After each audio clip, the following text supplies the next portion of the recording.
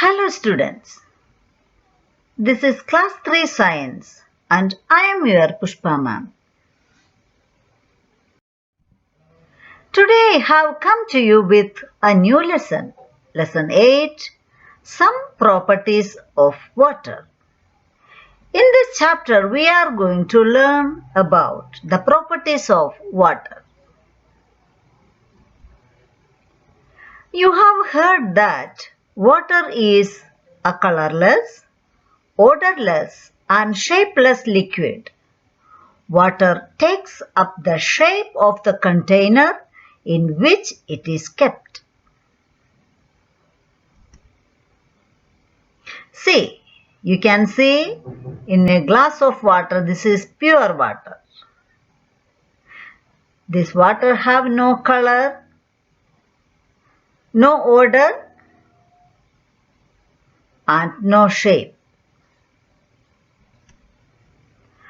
Water occupies the same amount of space but takes the shape of the container it is kept in. This is because water has a fixed volume. I will read the sentence again. Water occupies the same amount of space but takes the shape of the container it is kept in. Do you know why? This is because water has a fixed volume.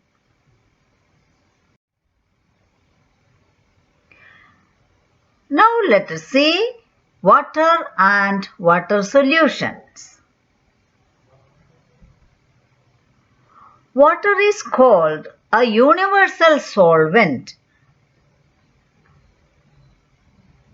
because it dissolves many things in it. Water is called a universal solvent because it dissolves many things in it. A solvent. What is a solvent? A solvent is a liquid, like water, that can dissolve different things in it. So I am asking, what is solvent? The answer is, a solvent is a liquid that can dissolve different things in it. Solute. A solute is a substance that dissolves in liquid. A solute is a substance that dissolves in liquid. A solution. A solution is formed when a solute completely dissolves in a solvent. A solution is formed when a solute completely dissolves in a solvent.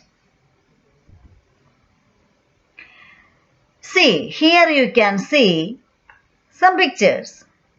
Solute, solvent and solution. Okay, first one is solute and solvent. Solvent means water. Then solution. When you put 1 spoon of salt in a glass of water, you get a salt solution. Salt completely dissolves in water and disappears. Children, you can go to kitchen and you can ask your mom to give a glass of water and you take some salt and put it in that water. You mix it well. After some times, the salt disappears because the salt completely dissolves in water and disappears. Salt is a solute. Water is a solvent and the salt solution is a solution. Any substance will dissolve faster in a liquid if the liquid is warmed and stirred. Any substance will dissolve faster in a liquid if the liquid is warmed and stirred.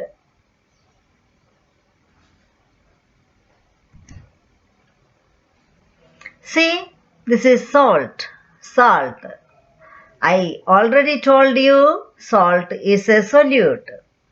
And water. Water is universal solvent. And we put the salt in water, we will get a solution, that is salt water. Okay, salt plus water. After that we will get a solution, that is salt water. Salt water is a solution. Now see, what is the next point is soluble and insoluble substances. Let us know what is soluble and insoluble substances. Soluble substances. Substances that salt, sugar, honey, milk powder, soap powder, etc. that dissolve in water are called soluble substances. Substances like salt, sugar, honey, milk powder, soap powder, etc. that dissolve in water are called soluble substances. Then insoluble substances. Insoluble substances like mud, oil, rice, stones, etc. that do not dissolve in water are called insoluble substances. So children, soluble substance will dissolve in water and insoluble substances do not dissolve in water. See here, you can see sugar. Sugar plus water. Sugar is solute and water is solvent. Sugar plus water, then we will get solution, sugar solution. And sand plus water. We do not get any solution because sand do not dissolve in water. Okay? Now, objects that float and sink in water. You must have observed that some things float in water while some sink. Things that are lighter than water float in water. Things that are lighter than water float in water, like plastic plate, balloon, plastic bottle. Okay, this you know already. Things that are lighter than water float in water, and the things that are heavier than water sinks in water. Okay? Water exerts an upward force. Water exerts an upward force on objects immersed in it. Water exerts an upward force on objects immersed in it. This force is called buoyancy. So I am asking you, what is buoyancy? What is called buoyancy? What is called buoyancy? Water exerts an upward force on objects immersed in it. This force is called buoyancy. Buoyant force helps things to float. Buoyant force helps things to float. See, you can see in this picture, some things are floating in water and some things sank in the water because These things are so lighter than water, so it is floating in water like a plastic bottle, football, balloon, etc. These are floating in water because these objects are lighter than water. And some things they already sunk in the water because it is heavier than water. Stone, glass, these are heavier than water, so it sinks in water. You must have experienced that a plate that weighs the same as a steel spoon floats in water, while the spoon sinks. A plate that weighs the same as a steel spoon floats in water, while the spoon sinks. The amount of space that the plate occupies determines how much water it will push out of the way.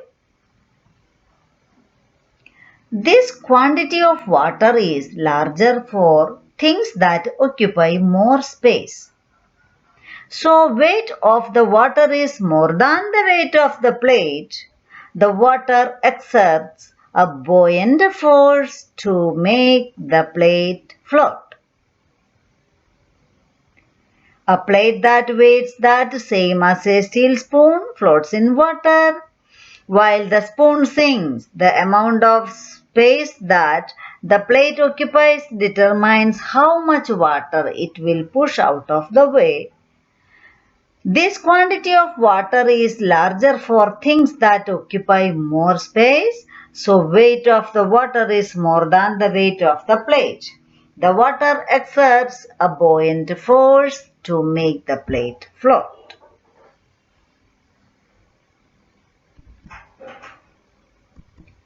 See, you can see the plastic plate is floating in water and the spoon is sunk in the water. The spoon occupies less space, so it pushes less water out of the way. The weight of the water is less than the weight of the spoon, so the spoon sinks. Children, this is the end of today's class. Hope you understood the chapter. See the videos again and again, and thank you. Have a nice day.